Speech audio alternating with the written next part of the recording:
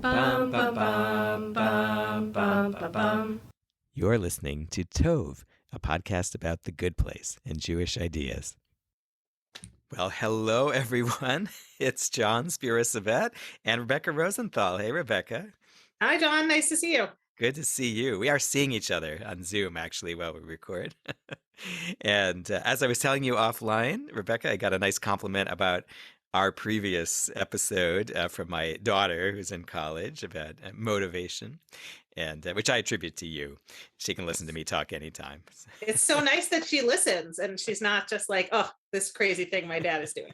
Yes, and which is kind of a good side. So what we're doing here for the end of season 1 that we're getting to is this podcast will be about the actual episode 13. Chapter 13 is called Michael's Gambit. And then next time we'll do kind of a zoom out on the season where we'll try to get as many of our hosts together as possible and also throw in some special features. I'd love to talk to, as I mentioned before, some youth, including my daughter and other people. And we'll take a look back. And I have to say, I'm particularly petrified about this episode because it is so much.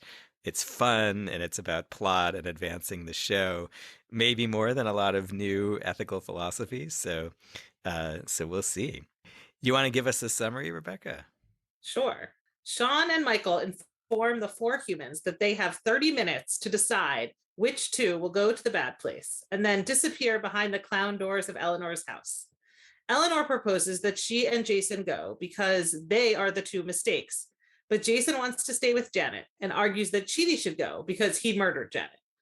Eleanor sticks to her position, but as she and Jason are about to leave, real Eleanor enters and offers to take one place since Chidi does not love her and she does not want to stay without a soulmate. This sparks more arguing, which descends into chaos, at which point Eleanor has an epiphany. They are, in fact, in the bad place already. She explains to Michael and Sean that everyone is already torturing each other, and Michael responds with a diabolical laugh. Michael flashes back to his initial proposal for a new kind of bad place and explains that everything was going according to plan until Eleanor's public confession. Michael proposes to Sean to reboot the experiment by erasing the humans' memories, making some tweaks, and starting over.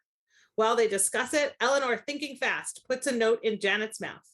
In the middle of her telling Michael, "You basic," he snaps his fingers and starts everything over. When Eleanor awakens, Janet gives her a note that says, "Find Chidi." So, how did you just rewatch the episode for before we got together this week? Yes, I rewatched it the other night. And actually, my husband was watching with me on the couch, and we were both just cracking up at various points because you forget, this is a really serious episode. A lot happens, but it's also very funny. It really is. And I realized I hadn't watched it since the first time I had watched this episode. And I made reference to my 14-year-old daughter, Serena, my youngest, who is the greatest companion to watch anything slapsticky. And she did not disappoint. She was laughing the whole time. I have to say, I was noting some of the things which are so subtle, like early on when Michael is talking about kind of reviewing the fact that they've gotten the situation. And I think somehow I blew it when he's describing how the design and what was supposed to happen. How did they get to this mess? You can see this little smirk on his face, which in retrospect is the first time he's sort of giving away facially, like, oh my God, this is so awesome. What's going on? Yeah, if you've been watching the show carefully, which we obviously have, you start to see all of the threads really come together in this episode. And I especially love the kind of flashbacks to the bad place and how it's just like a complete stereotype of a corporate office. And you can kind of tell that Mike Schur has worked on other office-based comedies before, because he just really knows, he has that kind of idea, and he really gets the horror potentially of office work. And when the demon comes in and says, "I thought I reserved this conference room," and like, "No, we have it till 3," and he's like, "Oh, okay," and he goes away. It's great. And that, and the gag about the coffee, black being regular and orange being antimatter, and she says, French vanilla antimatter, why do they have to flavor it? It's just great. It's the little tweaks that just are so brilliant. Yes, and that sort of send up of his sales pitch, and sure we could torture them in all the regular ways. And I think Sean says something about what's the line about pulling teeth? Oh shoot, I scribbled this down. It was where he was looking for a metaphor where pulling teeth was the doing this would be like pulling teeth. Anyway, I have to cut that out. I didn't nail the line there. I noticed that in the flashbacks to the corporate headquarters, Michael is wearing a regular tie and not his standard bow tie. Perhaps he thinks the bow tie is more jaunty and good place like, whereas the regular tie is just more serious. I don't know. I don't have a lot of bow tie related experience. Other than tuxedo related, I certainly don't either. But, My dad wears a bow tie a lot. I should ask him what when he decides to wear a bow tie and when he decides to wear a regular tie. I don't know. I watch one of the other shows I watch is NCIS, and there's a whole bit of a story on one of the characters there, Dr. Mallard, the Scottish medical examiner who wears a bow tie, but it turns out in his previous life he hated bow ties, like his life before he took on this career. But I thought it was all these little visual things. I mean, the show, we forget how visually sumptuous the show is with all the bright colors of the Good Place neighborhood. Well, the best visual gag, I think, in this episode is when Michael is leaving them to decide who's going to go to the bad place. And he says, "This is the saddest day of my life." And then the clown doors close right in front of his face. It's just the most hilarious moment. And also, like, now that you know that Michael is a demon who, presumably lives forever, when he says, "This is the saddest day of my life," you think to yourself, really, truly, this is the saddest day? Yeah. It's just so funny. And they really use all of those visual cues to great effect. I think that early on, they really start getting it when they're discussing how to make this decision of who's going. And Jason, after first saying that we should approach this issue ethnically, which Chidi corrects, ethically, launches into his utilitarian consequentialist analysis. And I think Chidi has one like, we haven't heard a real good Chidi line, I think, for a couple episodes, but he's like, the one day in class you listened. Yeah, and actually this episode is where a lot of we see a lot of the regular gags. We have Chidi with like, "My brain will break, my stomach hurts." We have Janet and her, "Not a robot, not a girl." Yeah. A lot of those kind of recurring things come back in this episode, which I guess is like very season finale appropriate. But I think the great Chidi moment is when he decides that the reason he's in the bad place is because he drank almond milk and it's bad for the environment. And then either Michael or Sean says to him, "No, it's because you hurt everyone with your rigidity and inability to make a decision." Right. And it's just, he can't see his own worst flaw necessarily. Right. Even though it kind of eats him up inside, it's hard for him to say, "Yes, the reason I'm in this bad place is actually because I've been torturing everyone on earth all the time with my inability to make a decision." And honestly, in that moment, I related to all of Chidi's friends, because people who have a hard time making a decision and go back and forth and round, it drives me nuts. I'm just like, this is like something. Oh, there's so much to talk about with that. I have become, and I'll probably talk about this in our season end special. I've become such a Jason connoisseur over this season. So there's the straight up gag where in the middle of all these conversations, he and Janet are, every time he says something, they kiss. And it's this like delightful, simple moment. We did it. Yeah. But then also he's in this whole thing. He goes after Chidi, like, "You killed my wife," and he's like, I was trying to stop you from doing it. He's like, "You killed her," and he's just ready to. There's probably a moral philosophy question in there too. If you killed someone while you were trying to stop someone else from killing them, who is more morally responsible there? Yeah, and I think it's good because we get, we've been really. Jason has been very much his, pure soul, but he really, he's looking for every possible philosophical justification for getting exactly what he wants. Well, Eleanor is, she does not waver at all from it's clear that I'm going. It's just a question of which of the rest of you are going. And she kind of plays the straight man. That's not really the right term. Although my favorite Eleanor line probably is the whole thing where she's describing each of their nature, since she's describing Tahani as whatever characteristics of her, and then she says something like, "Side note: I might legit be into Tahani." Yeah. It's just one of those things you see. Like so many of these, you see them coming, and they're like, "Yeah," but it's still so funny. It's, Yeah. Well, I love the moment in this episode where Jason says, where Eleanor says we're in the bad place, and Jason says, "I told you that first night that we were in a prank show," and he and Eleanor high five.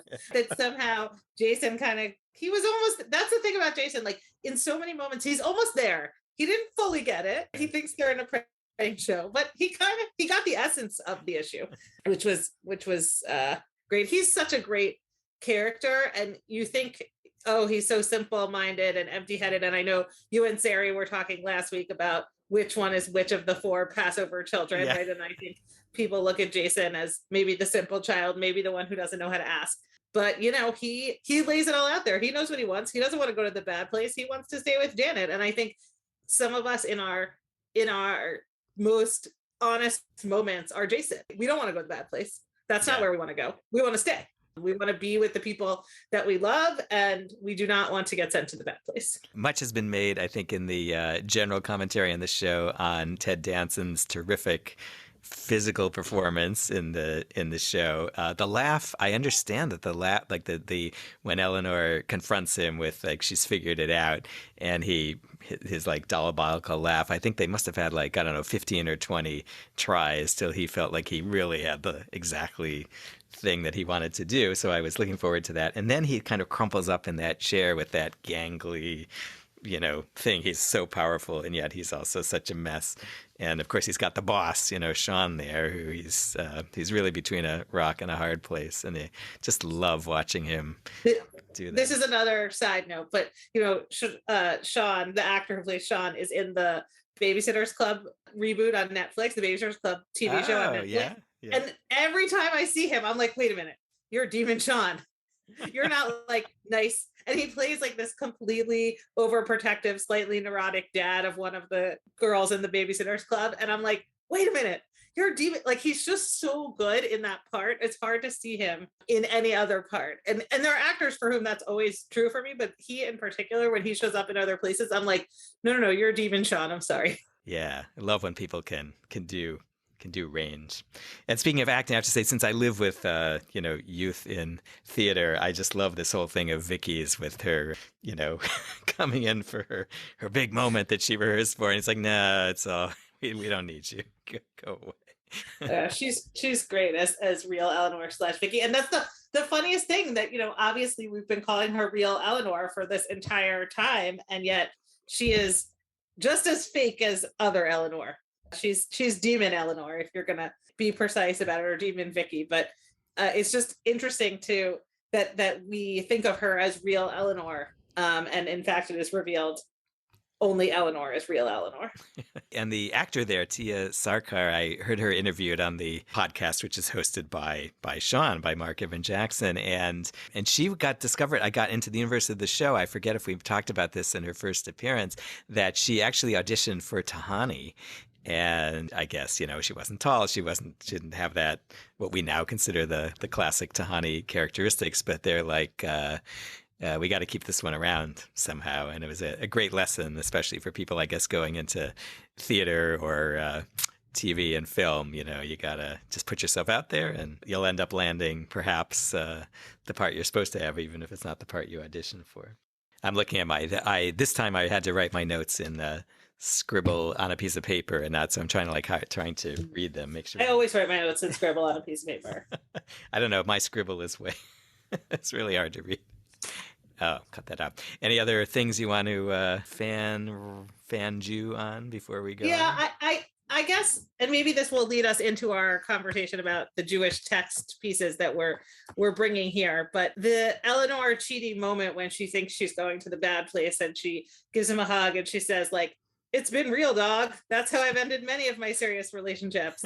And then she says, "I was dropped into a cave and you were my flashlight." And it's just such a poignant metaphor. Judaism obviously has like a lot of cave related analogies and discussions, and what does it mean to be in a cave and also to find light in the darkness, and especially in this, I guess we're recording this 2 days after the solstice, and just this idea of the light increasing is such an important part of Jewish thought, and that we should always bring more light to the world. That's what we say about Hanukkah, that we increase the light every night because that brings more holiness to the world. And so that was just like, it was such a brilliant Good Place moment, because it combined sort of the funny comedic piece and the like real truth of Eleanor learning that she needs someone else in the world. It can't just be her trying to figure everything out. She needed Chidi to be her flashlight. And you must be a West Wing fan, right? Are you a West Wing fan? I am. Oh yeah.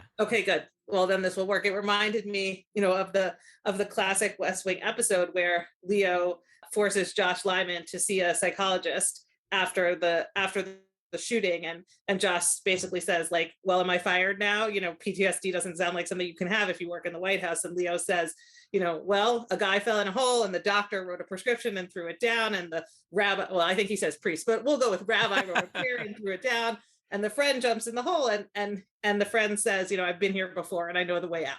And it reminded me of sort of that classic West Wing scene, which I know shows up in many other ways, but just this idea that when you're really down in a cave in the darkness, you need a friend to show you the way out. And that actually was a Christmas episode, and we're recording this Indeed. 2 days before Christmas, so that's cool. And one of the greatest West Wing episodes of all time. I think so. And actually, what your link before to Jewish metaphors around caves is making me think, because of course I assume we're meant to think about Plato's cave, parable of the cave, and now I'm thinking, wow, I got to take that back to all these things about both cave stories in the Talmud, but also just thinking about light, like what is that light of insight and light of enlightenment and light of the divine spark mean, kind of against the backdrop of Plato's caves. I'll be chewing on that some. Well, you want to segue? You brought a teaching. Yeah. So, I think for me, the moment that really stood out in this episode is when Eleanor is kind of unspooling the whole plot. And she says, like, yeah, you put us in here to torture each other, but in the end, we actually took care of each other, and we succeeded in bringing us all together and forming this community, even with the setup that, in fact, they should try and torture each other. Like, Michael brings that great chart showing how each of them is going to torture the other one in his proposal. And it reminded me of the Hasidic story about the difference between heaven and hell, and this idea that heaven and hell are the same place, and there's this amazing buffet of food laid out for everyone, but the only available utensils are these very long spoons that are basically too long for you to put the food in your own mouth. And so in hell, everyone starves because no one is willing to help each other. But in heaven, everyone feeds each other.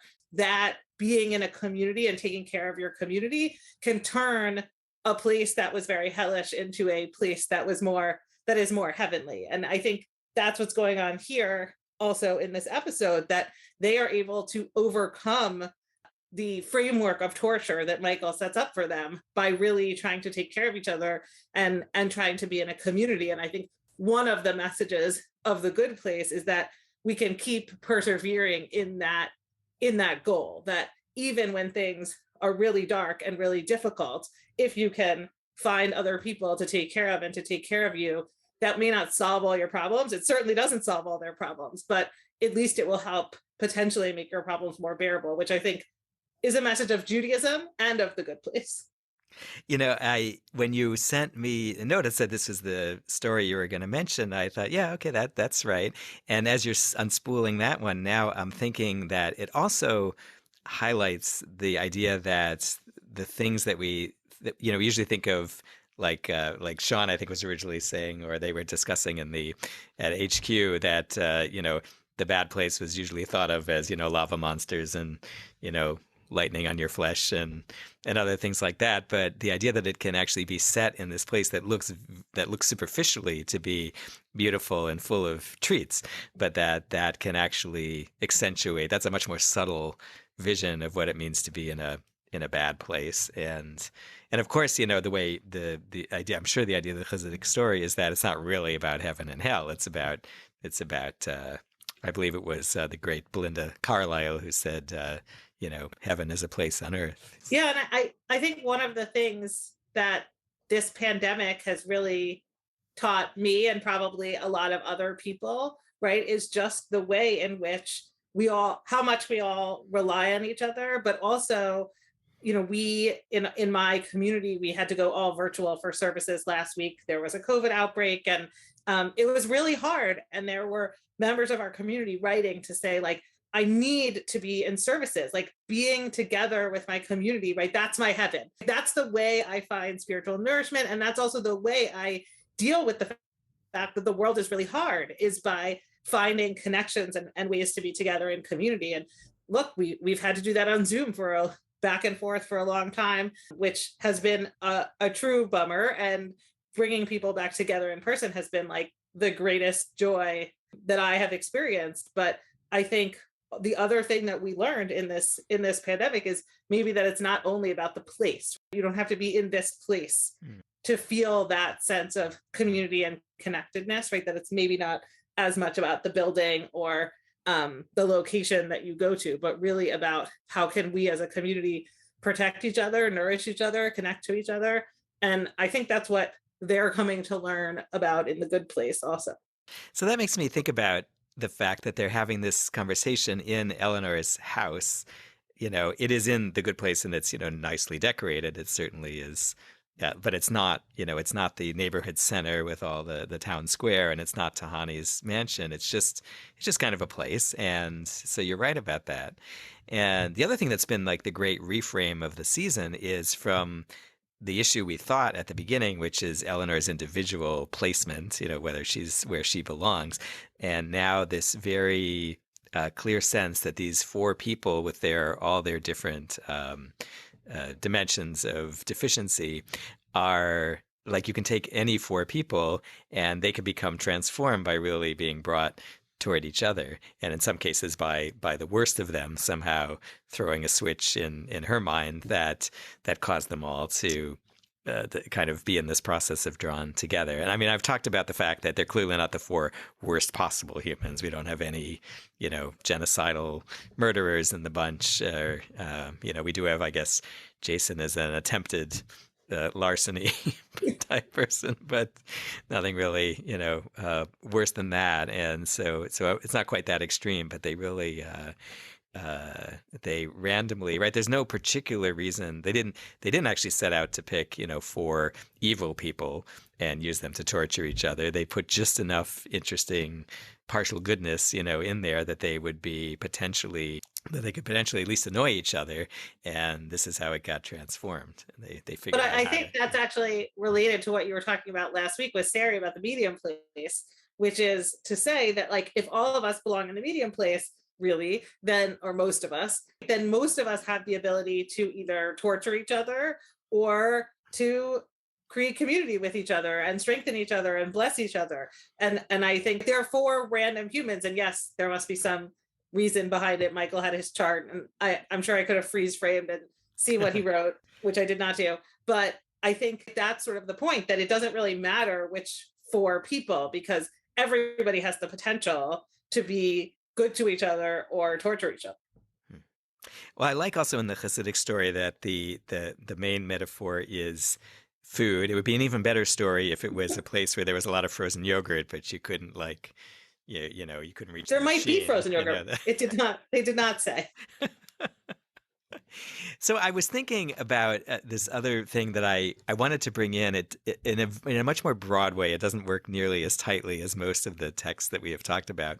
But in thinking about teshuvah generally, and this idea of change in a Jewish lens that has been the backbone of this whole podcast set of discussions, that we've talked about this Maimonides text about, you know, returning to a situation where you were in before and how you know you've changed. But the other place in the Torah is really at the very beginning, in the Garden of Eden. And this episode was making me think about the fact that there is at the beginning of the Torah is this moment of decision, you could say moral decision, of Eve, of Chava. I'll call her Eve, although I usually like to use her Hebrew name, and where she is faced with this decision and that she's really thinking about. She's got a little input. She's heard about this command from this divine being who, at least secondhand, she's heard, don't eat from this tree. And then she's got this snake who's, trying to guide her, if that's the word, in a different way. And then there's this moment where she kind of looks and there's a long verse where it describes the considerations that she thought about herself before she took that and ate and then shared with Adam. And I was thinking for a long time, oh goodness, probably since I think I was convinced of this the first time I started teaching this to high school kids, which would have been, boy, it's like something like 25 years ago or so, that I am just more and more in love with the idea that she was supposed to eat it, that was actually part of the divine desire, if there is such a thing, I'll say that metaphorically, and that actually was sort of the right answer. And the idea that the simple Paris, the simple good place of this garden, which has all kinds of, every tree that you would want and everything that you might want to eat, was really not a setup for permanence, but it was actually that Eve was the one who got that this was a place you would be stuck in, and you actually had to do something which maybe had a piece of bad in it, or at least was, could be seen from the outside as bad, in order to get out of it. I'm kind of paying off. I meant to say this before. I'm kind of, with this thought, paying off a debt. A few years ago, one of the bat mitzvah students at our synagogue gave this drash in which she had the parasha Breshit, the Torah reading of the beginning of the Torah, and presented this story and said that she felt that Eve had made the right decision. And another congregant was actually, I think he was incensed with me. He felt that I had used this kid as like a mouthpiece for my heretical ideas about the Torah. And demanded that we have like a study session to really probe this issue, which we never got around to before he unfortunately passed away. So been up in what I hope is the good place. I'm trying to pay back a debt. Now, Eve and Adam do not have a coming together in the way the Torah. That's the problem with my interpretation of this story. So I can't say that this is like. No, but do you know my favorite midrash about this? Oh, please tell me. So this midrash was taught to me a very long time ago. She probably doesn't even remember that she taught it to me, by Rabbi Ann Ebersman of the Heschel School, where my children go to school, but who has been one of my great rabbinic mentors. And she taught me this midrash, and I will find you the source, that after Adam and Eve leave the garden and they have this whole big long life together with their children and all the problems with their children and their grandchildren and their great grandchildren, at the end of their lives, God brings them back to the garden and says, you can go back. Do you want to go back? And they look at their life and all the good and all the bad, and they decide, better to live out here in the world where, not everything is done for you and you have to kind of work for it, and you experience, it's kind of like the end of one of my favorite movies, Inside Out, right? That the sadness and the difficult times make the good times feel sweeter, and they walk away from the opportunity to walk back into the Garden of Eden. So I think that at least there is one midrash that would agree with your interpretation, that says that Eve did the right thing, that this is really, we are meant to not live in the Garden of Eden. We are meant to live out in the world. And I will add one other thing, which you can keep in or cut out, which is that we study this story every year with our confirmation students. And this year's class got very into it. We asked the question of who's responsible for what happens, and we divide them up into groups and they have to argue about it. And this class got very into it, so much arguing, so much to the point where on our list of classroom norms, the last norm is we do not revisit the Adam and Eve debate, because it just starts up even more debate going on. But there are definitely students in that class who think like, yeah, this is really what God wanted them to do, right? That God would never have put a tree in and said, don't touch it, if God didn't want them to touch it. You're a parent, I'm a parent. If I put something really, really great in front of my kids and I say, don't touch it, 1 second later, one of them is going to touch it. That's how it goes, right? Awesome. That's a rule. So right. If I don't want them to touch it, I got to put it out of the way. And I think, it's called the tree of knowledge of good and evil. So, you want to be there, and it's the kind of thing you should want. I also like, I think, in The Good Place, that at this moment where we're trying to figure out what's next that's going to happen, they don't I mean, Sean has the position of why don't we go back to the old thing where we just like torture them with hot lava. And Michael is like, no, I want to do another, I want to do another version of this. But we don't really have a clear version. We certainly have no idea.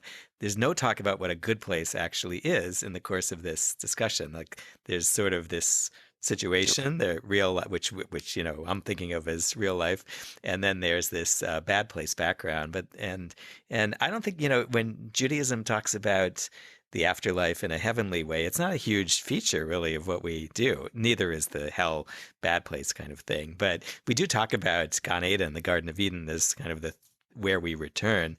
But there isn't. I don't feel like there's not a hugely vivid picture of that. Although I'm sure we'll revisit that and talk about it more on future issues. But I like that. Also Eleanor. When Michael points out that kind of the key to their figuring it out was an act of confession, it also sort of highlighted for me another favorite interpretation of the Eden story that I have. Now, in the Torah, it looks very much like nobody wants to take responsibility for anything. Just Adam, ask my confirmation students about that. Oh yeah, really. Yeah, I mean, Adam says, she made, if you hadn't given me her, this never would have happened. And she says, don't look at me, the snake, the snake talked me into it. And they don't have the coming together that Jason and Eleanor and Chidi and Tahani have had. But my very favorite, probably, midrash about the Garden of Eden is about Psalm 92, which is known as the Psalm for Shabbat. And the Midrash says that this was actually composed by Adam and Eve, or I probably should say Eve and Adam, on the very first Shabbat. That they had sort of that all of this, according to the Midrash, all of this stuff had happened like in the few hours of their first day. It was Friday afternoon. They found the tree, they ate it, they got punished, they were going to be thrown out, and that either the all of creation or maybe Shabbat itself interceded and said, they need to at least spend one Shabbat here to sort of know what it is, or else the whole world will disintegrate and uncreate itself. And they imagine that even Adam spend that Shabbat kind of reflecting on what it is that happened and who they are as moral beings. And then they write this song, which they kind of sing on that Shabbat, and it's kind of a thing they preserve on the way out. And the rabbis there are riffing on this opening line, which says basically it's good to own up, or it's good to confess. Often it's translated, it's good to give thanks, tov lehodot ladonai. And I like this alternative vision where they express a kind of sense of responsibility. And yes, it triggers their leaving, but it really opens up more possibilities. And I think in this episode, we've watched into season 2, so we know that there's some great stuff coming. But I think even if we hadn't, we would have to assume that that what's coming based on the cliffhanger at the end of the show is going to be something really interesting, and has to somehow be even more moral growth. Like they've done a lot clearly up till now. Maybe it's that Eleanor has done a lot, but the rest of them haven't really. And so one of them's kind of ahead of the game, and clearly the show should go in a direction where they all go somewhere.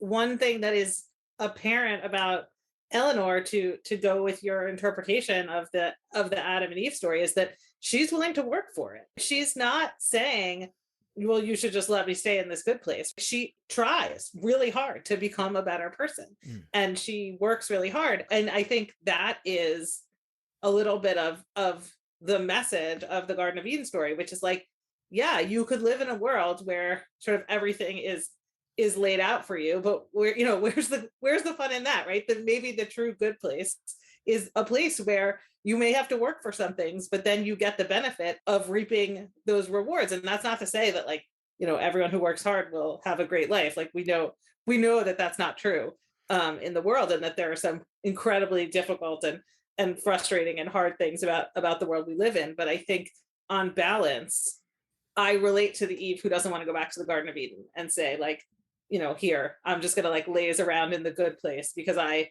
deserve it. But rather, I should be an Eleanor, a person who looks around and says, how can I do it? How can I be better? How can I learn more and grow more, even though she's dead, right? They're all dead. That's the other thing about this show all the way to the end is they are all dead, yet she's still interested in trying to be a better person.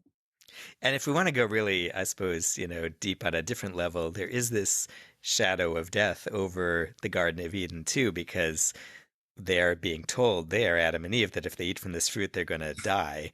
So they don't die instantly. Now we're Jewish, so we're not subscribing to this sense that the soul is dead from the moment they eat it, that there is a kind of death that they're living in. That's not a Jewish point of view the way it might be in certain Christian interpretations.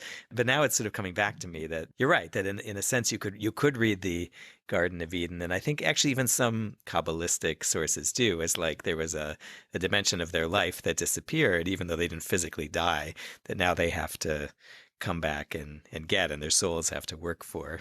I was also, as you were talking, as I was looking at my notes, that there is, the most, one of the most important lines in the aftermath of eating the fruit is where it says that the divine is walking through the garden, kind of looking for the two people, and says, "Where are you?" Isn't that what it is?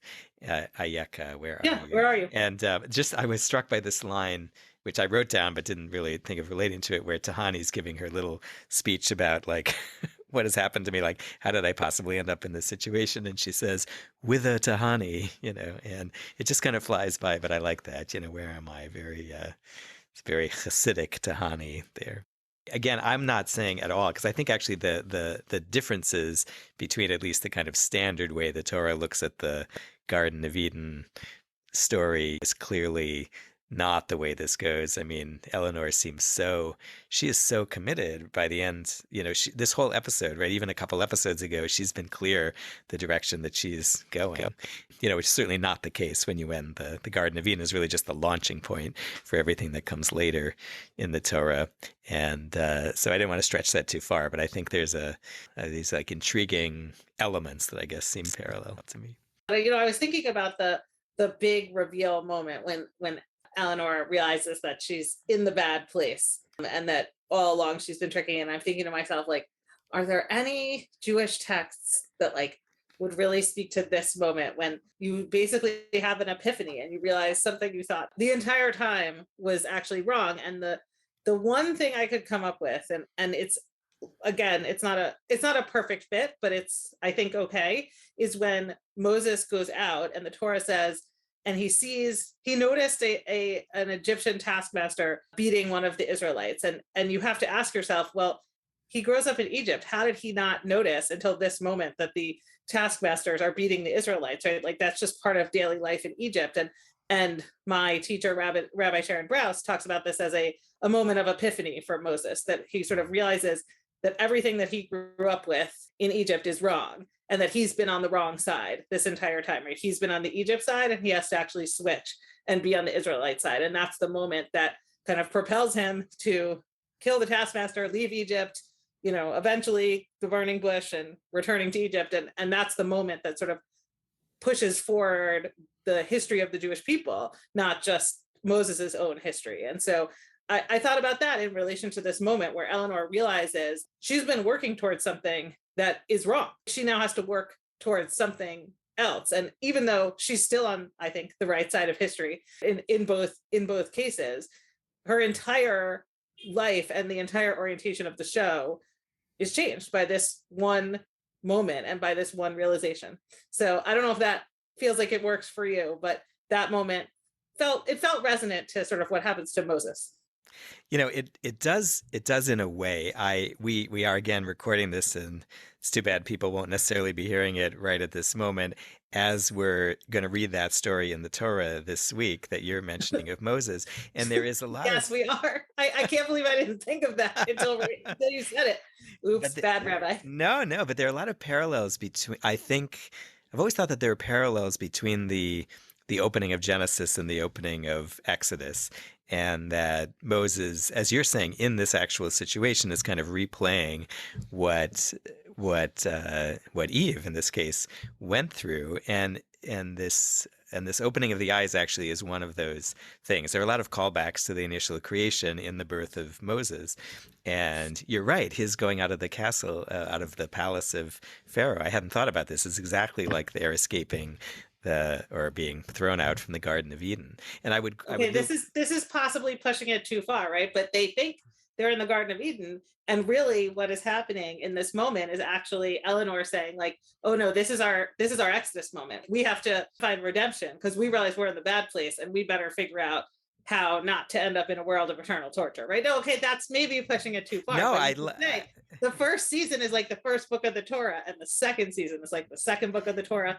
I think the metaphor falls apart when you get to Leviticus, but it's working at this moment, so I'll take it. Well, I will totally take it, because what I was going to say is that if you isolate the moment, so one of the things that's kind of neat in the episode is where you see the argument evolving into the chaos after, I guess, after real Eleanor comes back in and kind of complicates the issue, and there's this descent into screaming, and there's this few seconds where Eleanor is looking around and she's kind of processing it, and she has her realization. And the equivalent of that in the Torah, in the Garden of Eden, is that there's been a lot of dialogue, and suddenly there's this like spotlight freeze moment on Eve, and it describes three things as she's kind of. It says that Eve looked, or she saw, the woman saw, that it was good, the tree for eating, and that it was like, really delightful to look at, and that it was really interesting or pleasant to think about. And so there's this kind of moment where she uses the Torah uses the language of she saw that it was good, which calls back the first chapter where God creates everything in a perfect order and everything's how it's supposed to be. But then she kind of pushes on and she integrates this kind of physical sense of what's pleasurable with this last thing, which is that it's really interesting to think about the tree and what it means and all of that. And that in a way tracks Eleanor's development too, from going from this kind of pleasure-seeking, self-centered person to, this really presents a lot of interesting things to think about. And I like to think that in that moment, she's like, I wonder if the tree is not here to get us to sort of think about whether we should be here and go. And that's how I really like that it links now to how your Exodus interpretation explains that. And I think, Eleanor, it's nice how in the show Eleanor says, I've got this, and she says, fine, Chidi and I will go. And she's like, you're not, and it's interesting, it's the opposite. She says, you're not going to send us anywhere. Like there's nowhere else for us to go. It's all happening. I don't know what your plan is, but like nobody's getting on any train. There's no train. There's no other place. Okay, as you're talking, I thought of another thing that We are works really for- going to for town this here. moment, Yeah. which is in some ways this is the Noah story. Michael says, I'm going to scrap my creation and I'm going to start again. There's no real Noah here to start again, but Eleanor actually, with her note in Janet's mouth, is like, no, I'm not going to let you you can't recreate the whole world without some consequences. So there's going to be consequences and I'm going to figure it out. And so, you have this moment where Michael, in the role of God, is like, I hate these people. I have to destroy them all. And Eleanor, maybe in a different reaction than Moses, is like, no, I'm not gonna let you do that without trying to save my people, right? Trying to save my Chidi and Tahani and Jason and Eleanor. I think you just teased our season 2 opening now, which is awesome. There's just the Torah is everywhere if you really want to look for it. That's what I've learned. Yeah. Wow. Anywhere else you want to go? You're making me want to go watch the first. I stopped because I was like, I got to go to bed. But you're making me want to go watch the first episode of season 2 again, just to like become fully absorbed in it. That's what happened. I totally was caught in that, and I was watching with my daughter, and she was laughing, and I will tell you that the opening, it's a 2-parter, so it's a double length, so it's a great. I started to rewatch that one too. Well, we have set up a ton. I love actually what we have spun out and how playfully we have thrown some ideas over stories that I'm sure you and I have studied and learned and taught, millions of times, and yet I find myself thinking something new about it, which is great. And thank you to Mike Schur for writing this episode, which got us to think about these couple of things in some new ways. And He really is so brilliant because he's got Parks and Rec and The Office and this. Some people are just blessed with real gifts. Clearly the gift of prophecy, I guess, is what we would call that in a Abraham Joshua Heschel sense. Right, there you go. Well, Rebecca, it is great to talk to you once again. And thank you for doing this together for another episode. Well, thank you for having me, and thank you also for really pushing us and my fellow co-hosts. I think I could speak for them to get on board and make this happen, because this has been just a real light in a really difficult time. So thank you, and happy New Year to all who are listening. I think this will be the last episode of 2021. Yes. Yeah, probably. So if you are listening as they're coming out, Happy New Year from all of us. May it be a brighter 2022. Uh, And may you all be in the good place. Amen. And that's all for another episode of Tove. Thank you for listening. We covered a lot of ground this time, so if you're intrigued by the many references we brought in from Jewish texts, head over to tovegoodplace.com for show notes. Our next episode will be our end of season 1 special, and you can make sure not to miss it by subscribing on your app of choice. That also helps get the podcast out farther into the world, which you can also do by giving us a good rating and sharing about Tove on your social media. Connect with us on Facebook, Instagram, and Twitter at Tove Goodplace. If you've got ideas for us for season 2 or any questions, drop a note to tove@tovegoodplace.com. I'm John Spira Savet, at RabbiJS3 on both Twitter and Instagram, and Rebecca Rosenthal is at Rabbi Rebecca Bakes on Instagram. Thanks again for letting us talk in front of you for a while. Now go learn more about something good. Bum, bum, bum, bum, bum, bum, bum.